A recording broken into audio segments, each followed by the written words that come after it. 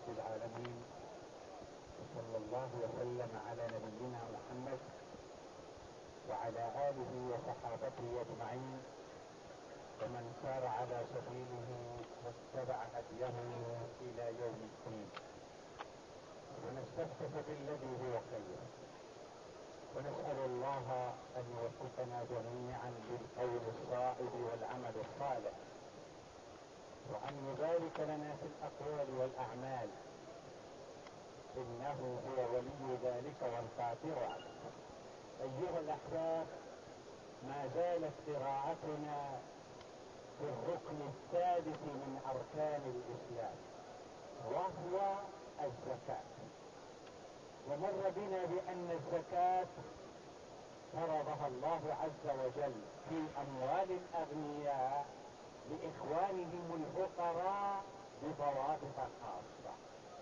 فإذا ملك المسلم مالا وبلغ هذا المال نصابا وحال عليه الحول فيما يجب فيه الحول، وجب أن يخرج الزكاة طهارة لماله ونقاوة لبدنه وسلامة لماله من الآفات أو من كل ما يعكر الصف. فالزكاة لغة بمعنى النماء والزيادة، وقد فرضها الله تعالى في محكم التنزيل حيث قال لنبيه: خذ من أموالهم صدقة تطهرهم وتزكيهم بها. فالزكاة ليست للمباهاة أو ليست للمفاخرة، وإنما هي لتزكية البدن ولطهارته ولسلامة المال ولنمائه. خذ من أموالهم صدقة تطهرهم وتزكيهم بها. فالنبي عليه الصلاة والسلام امتثل أمر الله عز وجل، فبدأ يبعث البعوث إلى أرباب الأموال في أقاصي البلاد لأجل أن يأخذوا الزكاة ويسلموها للمستحقين، ولكن بضوابط خاصة. فقد بعث رضي الله عنه معاذا إلى اليمن وأمره أن يدعوهم إلى شهادة أن لا إله إلا الله وإلى شهادة أن محمد رسول الله، ويأمرهم بالصلاة. قال: فإنهم أطاعوك لذلك فأخبرهم أو فأعلمهم بأن الله افترض عليهم صدقات تؤخذ من أغنيائهم فترد على فقرائهم. فاستمر على ذلك سلف الأمة. فبعد وفاة النبي عليه الصلاة والسلام كثير من البلاد رجعوا، منهم من رجع رجوعا كاملا عن الإسلام وقال لو كان محمد صادق ما مات، ومنهم من قال لا، هو نبي وصادق ومات، ولكن كنا نعطيه أموالنا والآن نحن أولى بها من ابن أبي قحافة، يعني أبو بكر رضي الله عنه، فلا يمكن أن ندفع له شيئا. فجهز الجيوش لإعادتهم إلى الحق وإرجاعهم إلى الصواب. وقال: والله لو منعوني عقال بعير، يعني حبل طوله متر، لو منعوني عقال بعير، وفي رواية لو منعوني عناقا صقل صغيرا كانوا يؤدونها لرسول الله لقاتلتهم عليه. فشمر أبو بكر رضي الله عنه عن سائد الجد وجهز الجيوش لقتالهم وإعادتهم إلى الرشد وإرجاعهم إلى الصواب. وأرسل أنس خادم رسول الله صلى الله عليه وسلم إلى البحرين وأعلمه بفريضة الزكاة ليأخذها منهم. واستمر على ذلك علماء الأمة ورجالها. الزكاة هي الركن الثالث من أركان الإسلام. فإذا ملك المسلم مالا وبلغ هذا المال نصابا فيما يجب فيه النصاب، لأن عندنا أموال لا نشترط لها النصاب، وهو الركاز. ما هو الركاز؟ الركاز ما وجد من دفن الجاهلية. يجد الإنسان شيء في الأرض مدفون من مئات السنين، فهذا فيه الزكاة وفيه الخمس، ألا كثر، لا نشترط فيه نصابا. وهنا وشيء آخر نشترط فيه النصاب وسيأتينا إن شاء الله، مثل العسل. إنسان عنده منحل أو عنده سدر وعنده نحل ويسر الله له عسل، فإذا بلغ نصابا وجب أن يخرج منه العشر. الذهب فيه ربع العشر، الفضة فيها ربع العشر، الحبوب والثمار، الحبوب والثمار 5 أوسق، والوسط 60 صاعا، ومقدارها 610 كيلو و800 جرام. فإذا أنتجت المزرعة هذا الشيء 610 و800 جرام وجب إخراج الزكاة. أحيانا نقول الزكاة العشر، وذلك كالعسل، العسل فيه العشر.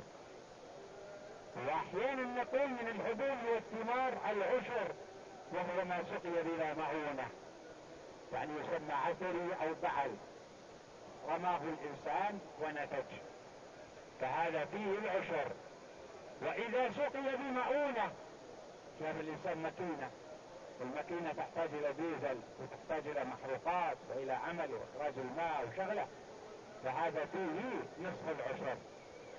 إذا كان بعض الفترات بمعونة والبعض الآخر بدون معونة، فنقول 3/4 العشر، 3/4 العشر. إنسان عنده غنم، وآخر عنده بقر، وثالث عنده إبل، هذه تسمى ببهيمة الأنعام، ببهيمة الأنعام. فإذا كان عنده بهيمة أنعام فلا يخلو الأمر من حالتين: إما أن تكون سائمة، سائمة، وإما أن تكون غير سائمة. طيب، ما معنى سائمة؟ السائمة هي التي ترعى الحول أو أكثر الحول بالبر ولا يقدم لها شيئا، فأخرجها مع راعي مثل المغمس عند عرفة، أخرجها مع راعي إلى حدة إلى بحرة، ولا يقدم لها شيئا، بل ترعى الكلاء، ترعى الكلاء. فهذه إذا كانت سائمة ففيها الزكاة المحددة. ما هو التحديد؟ نقول إذا بلغت 40 ففيها شاة، إذا بلغت 121 ففيها شاتين، إذا بلغت 203 ففيها 3 شياه، ثم ما زاد على ذلك في كل 100 شاة، تستقر الفريضة في كل 100 شاة. هذا بالنسبة للغنم.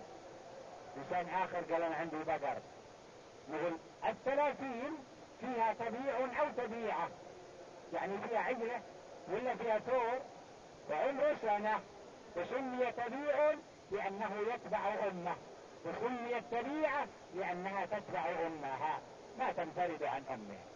فإذا كانت 30 فهو مخير بين الذكر والأنثى، تبيع أو تبيعة. إذا بلغت 40 ففيها مسنة، مسنة، ما نقبل الذكر، لازم أنثى. ثم تستقر الفريضة في كل 30 تبيع، وفي كل أو تبيعة، وفي كل 40 مسنة. إذا كان من أرباب الإبل فال5 فيها شاة، وال10 فيها شاتان، وال15 3 شياه، وال20 4 شياه، ثم ننتقل من الشياه إلى الجنس، جنس الإبل، ففي 25 بنت مخاض، و36 بنت لبون، وهكذا ثم حقة ثم جذعة. وهذه لا بد أن تكون سائمة، الإبل، البقر، الغنم، لا بد أن تكون سائمة. ومعنى سائمة يعني ترعى الحول أو أكثر الحول في البر. أما إذا كان عنده في الحوش، عنده في المزرعة، ويقدم لها جد وتبن، ويقدم لها طعام وشعير إلى آخره، فهذه لا، لها وضع آخر. إذا كان اتخذها ليأكل منها وليقدم للضيف وليهدي وللنسل وليشرب من ألبانها، فهذه لا زكاة فيها إطلاقا. وأما إذا اتخذها للتسمين لأجل أن يبيعها كل بعد يومين ثلاث، يأخذ معه في السيارة ويذهب إلى الكعكية، يذهب إلى المعيصف ويبيع هذه ب500 وهذه ب400 وهذه بأكثر وهذه بأقل، فهذه تعتبر كعروض التجارة، يجب أن تقوم وتزكى، يجب أن تقوم وتزكى. مر بنا أيضا بأن عندنا الغنم ما يمكن خرص نعد 1 2 3 ونعد الصغار ولا نأخذها.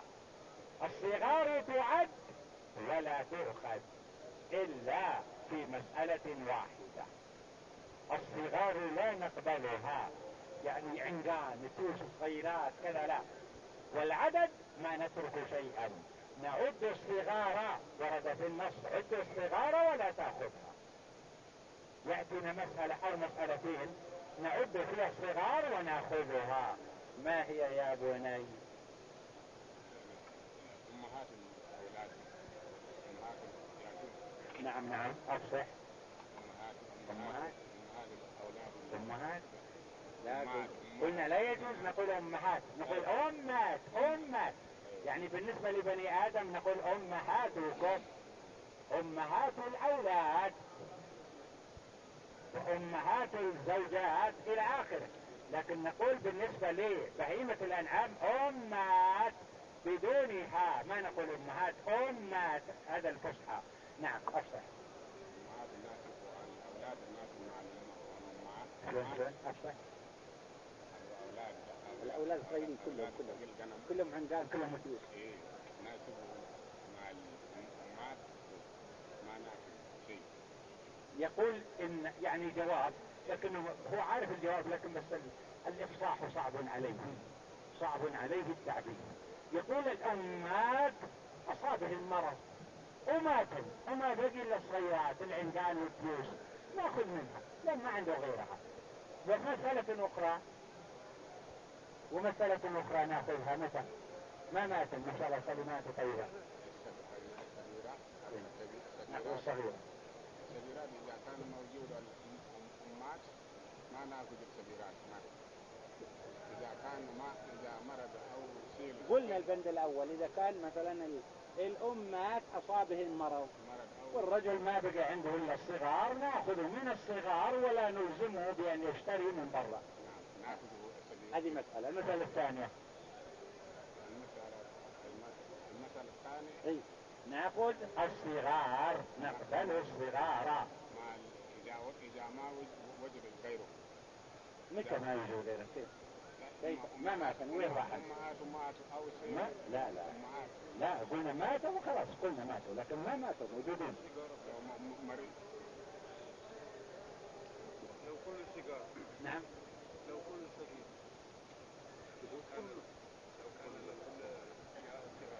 طيب كل من وين راحن؟ وين الأمهات اللي ولدن هذول وين؟ الأمهات وين؟ لو أبدل أحسنت لو أبدل الكبار بصغار وأصبح اللي عنده كله صغار، فنحن نقبل ولا نلزمه أن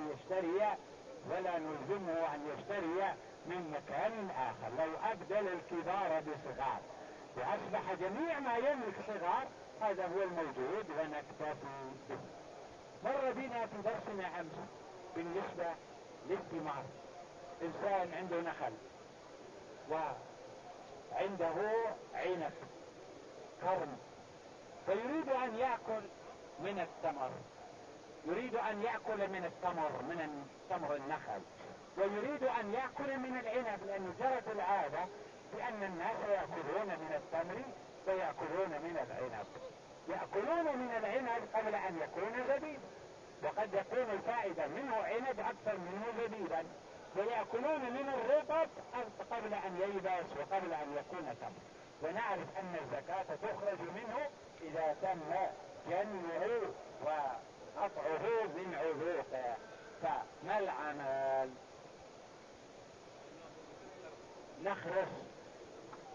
يخرس الجميع بأنه 1000 كيلو 2000 كيلو 10,000 كيلو وهو في نخله، وإذا خرسنا أجزنا لصاحب المزرعة أن يأكل كيف شاء لأنه خرص وطيب. وقد أمر النبي صلى الله عليه وسلم أن يترك لصاحب المزرعة الثلث أو الربع، الثلث أو الربع على حسب المصلحة، لأجل أن يتصرف فيه بأكل بإهداء بغير ذلك، ثم بعد ذلك يبقى الباقي بعد الثلث أو الربع وتخرج زكاته. والنصاب فيه كما قلنا 5 أوسق، 5 أوسق، والوسق 60 صاعا. وقد يقول أحد الإخوان أنا ما أعرف الوسق ولا أعرف الصاع لأن الصاع ما هو موجود عندنا. فنجد أن المؤلف رحمه الله قال بالموازين الموجودة في الحجاز كذا، وفي مصر كذا، وفي الشام كذا، وفي العراق كذا، وفي نابلس كذا، وفي دمشق كذا، حدد البلاد. فهذا قد يكون فيه تطويل، ولكن لدينا ميزان موجود في جميع هذه البلاد وهو الكيلو. ف5 أوسق والوسق 60 صاعا، فعليه يكون 300 صاع، و300 الصاع هذه تساوي 610، و8 من 10 يعني 610 ب800 جرام. فإذا ملك الإنسان يعني حصل عنده هذا الثمرة أو حصلت عنده هذه الثمرة، أخرج نصف العشر فيما سقي بمؤونة، والعشر فيما سقي بلا مؤونة، و3/4 العشر فيما سقي به ماء يعني بمؤونة وبعدمها. والخرص لا يكون إلا في التمر والعنب، في التمر والعنب. لكن عندنا مثلا لو قلنا رمان، لو قلنا مثلا عندنا تفاح، برتقال، أو بقولات أو أوراق، هذه لا وضع خاص. فإذا زرع الإنسان ليأكل ويهدي فهذه لا زكاة فيها، فإذا زرعها ليبيع فهذه تعتبر أو تعد من عروض التجارة وتجب الزكاة في قيمتها.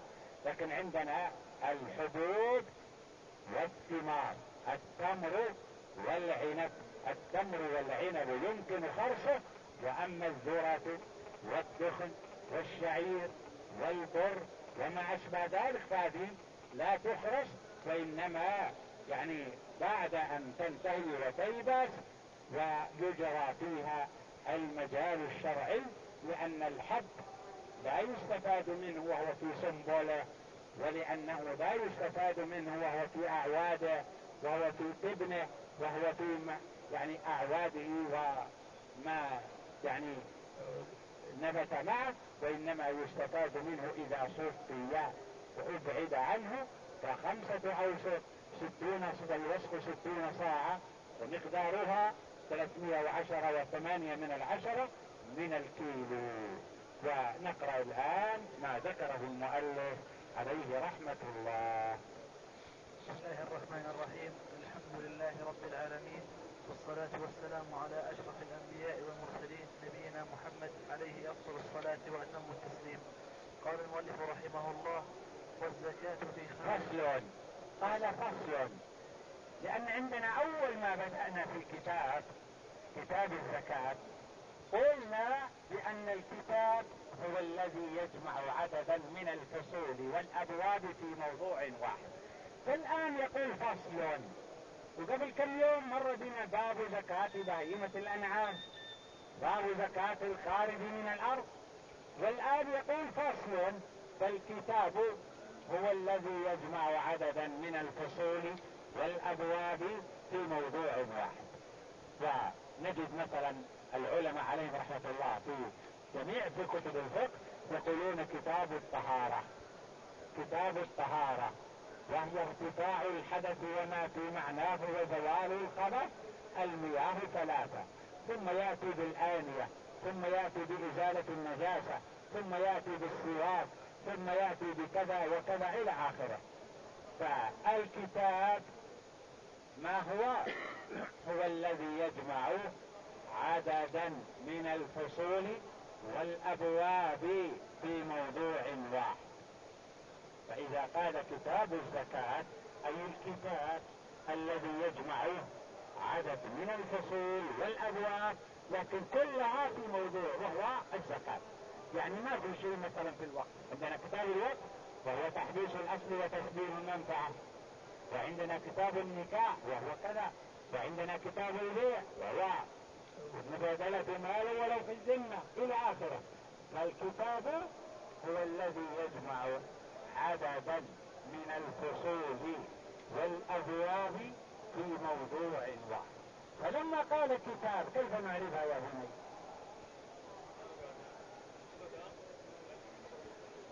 يقول مبتدأ خبره محذوف، يعني كتاب الزكاة هذا، كتاب الزكاة هذا، أو خبر لمبتدأ محذوف هذا كتاب الزكاة، أو مفعول لفعل محذوف اقرأ كتاب الزكاة. ومر بنا ما ذكره الإمام محمد بن مالك رحمه الله: وحذف ما يعلم جائز كما تقول زيد بعد من عندكما. فإذا كان الشيء معلوم يحذف ولا غبار على ذلك.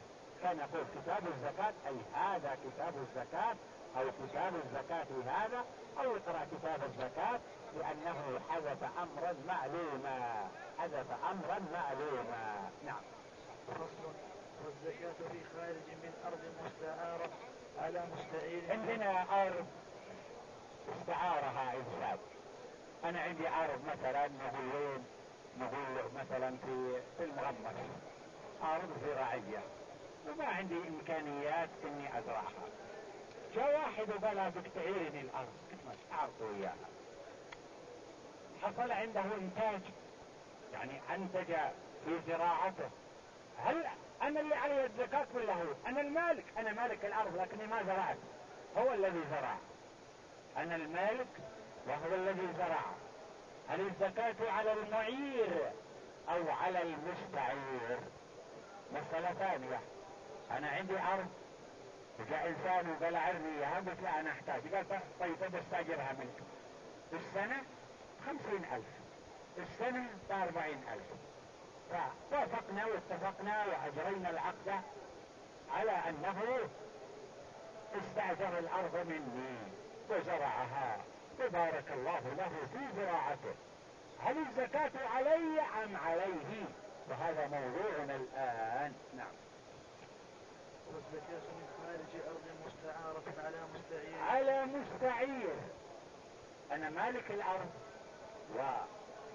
وأملكها وعندي صك فيها، سواء كان مثلا اشتريته ولا ورثته ولا كذا ولا بأي أنواع التملك. فجاء إنسان وطلب إعارتها، قال أريدها 2-3 أزرع ثم يخالف. فنتج منها خير في بر وشعير وما يجب فيه الزكاة. قال هو أنا مالي أرض، أنا الأرض لفلان، فالزكاة هو يدفعها، وأنا ما زرعت علشان أدفع الزكاة، أنت اللي تزرع. فمن هو الذي عليه الزكاة؟ المستعير. المستعير هو الذي عليه الزكاة، أما المعير فلا زكاة عليه. نعم. دون معير. والزكاة في خارج من أرض مؤجرة. المستعير دون المعير. أنا مالك الأرض يقال لي معير، وفلان استعملها يقال له مستعير، فالزكاة على المستعير وليست على المعير. نعم. والزكاة في خارج من أرض مؤجرة على مستأجر. وأيضا أنا عندي أرض واستأجرها، كان قال ب50,000 السنة كاملة وزرعها، بعدين قال أنا مستأجر، هو اللي يدفع، أنا مالي. يقول لا، أنت اللي استفدت من الأرض بزراعتك ونتج لك ما نتج، أما أنا فأجرت الأرض ولم أزرع، وإنما أخذ منك المبلغ هذا 40,000 50,000، فإن بقي إلى سنة فأنا أخرج منه زكاة الأجرة فقط، لكن الحبوب والثمار وما حصل من غلة فأنت لأنك استأجرت الأرض واستفدت من غلتها. نعم. على مستأجر أرض دون مالكها، دون المالك، فمالك الأرض ليس عليه زكاة سواء أعارها أو أجرها.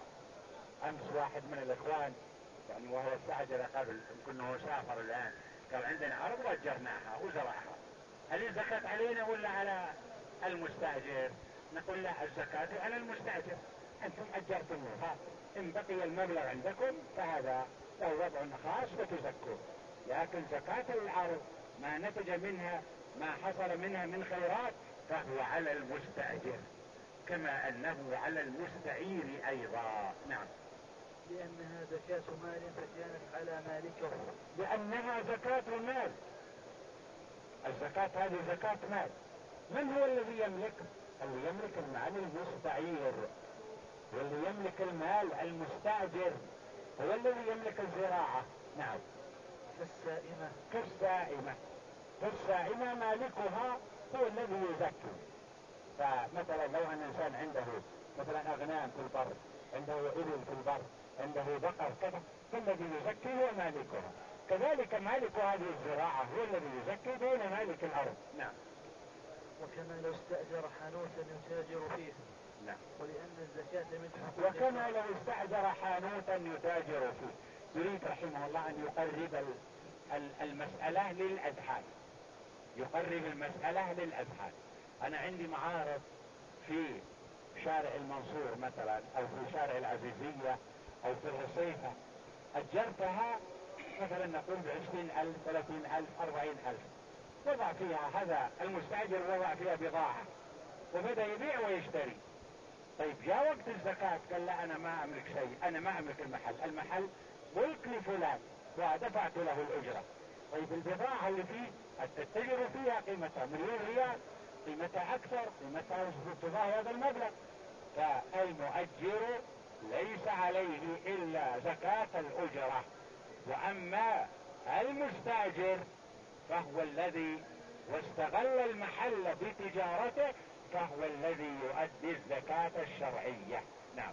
ولأن الزكاة من حقوق الزرع، ولذلك لو لم تزرع لم تجب. ولذلك لو لم تزرع ما تجب فيها شيء. إنسان استعار أرض والمستعير ما استفاد منها شيء، وأنا أعرته إياها، هل علينا زكاة؟ لا، أنا ما استفدت شيء لأني لم يعني أحصل على شيء منها، وإنما أعرته إياها وهو لم يزرع شيئا، فلذلك لا تجب الزكاة. نعم. وتتقدر بقدر الزرع بخلاف الخراج، فإنه من حقوق الأرض على من هي. بخلاف الخراج كان موجود، ولما فتح المسلمون كثيرا من البلاد تركوا الأرض مع أهلها بالخراج. فالخراج يجب سواء استثمروا الأرض أو لم يستثمروها، لأنهم بعدم الاستثمار ركنوا إلى الكسل وركنوا إلى البطالة ومالوا إلى الراحة، ولو استثمروها لأنتجت. فيقول بخلاف الخراج إذا نتج شيء أو قل أو كثر فيدفع ما تم الاتفاق عليه. نعم. فإنه من حقوق الأرض على من هي بيده. ومتى حصد غاصب أرض زرعه من أرض مغصوبه بأن لم يتملكه ربها قبل حصاده زكاه إنسان غصب. ومتى حصد غاصب أرض زرعه، أرض في يعني أرض زرعه اللي هو زرع، فهو غصب الأرض وزرعها، صاحبها غصبت منه وليس لديه علاقة، وإنما أخذت منه قهرا، فالذي أخذها يجب أن يزكيها لأن الناتج كان له وبيده. لو تم إعادة الأرض إلى صاحبها الأصلي والحق باق، فإن من أعيدت له الأرض وأعيد له ملكه يجب أن يزكيه. لأنه عاد الحق إلى نصابه، وعاد يعني عادت الأرض إلى صاحبها فيزكيها. لكن إذا ما عادت، أنا مثلا عندي مستندات وعندي كذا لكن غصب ولم أستطع أن أحصل على شيء، فمن الذي يزكي؟ الغاصب يزكي، ما دامت في يده يزكي. وإذا انتهى الغصب وعادت إلي الزكاة تجب علي أنا. نعم. لاستقرار ملكه عليه، ويزكيه أي الزرع ربها أي الأرض المغصوبة إن تملكه أي الزرع قبل حصاده. نعم. ولو بعد اشتداده. ولو بعد اشتداد الحب. نعم. لأنه لا تجب الزكاة إلا بعد أن يشتد الحب، وبالنسبة للثمرة بعد أن تحمر أو تصفر تكون صالحة للأكل، وأما قبل ذلك فلا تجب. نعم. لأنه يتملكه بمثل بذره وعوض لواحقه، فقد استند ملكه إلى أول زرعه فكأنه أخذه إذن. نعم. ويجتمع عشر وخراج في عشر وخراج. عشر بالنسبة للمسلمين، وخراج بالنسبة لمن بيده الأرض الخراجية، تجتمع في أرض واحدة عشر وخراج. نعم. في أرض خراجية لعموم مما أخرجنا لكم من الأرض. نعم. وحديث فيما سقت السماء العشر. وحديث فيما سقت السماء العشر، وهو الذي سقي بلا مؤونة، ويسمى العثري أو يسمى البعل. نعم. وغيره. فالخراج في رقبتها. الخراج في رقبتها يعني رقبة الأرض، والعشر في إنتاجها ما أنتجت. الخراج في رقبتها يعني هذه الأرض اللي 100 متر في 100 متر، 1000 متر في 100 متر، سواء زرعها ولا ما زرعها، هذا الخراج يسمى الخراج.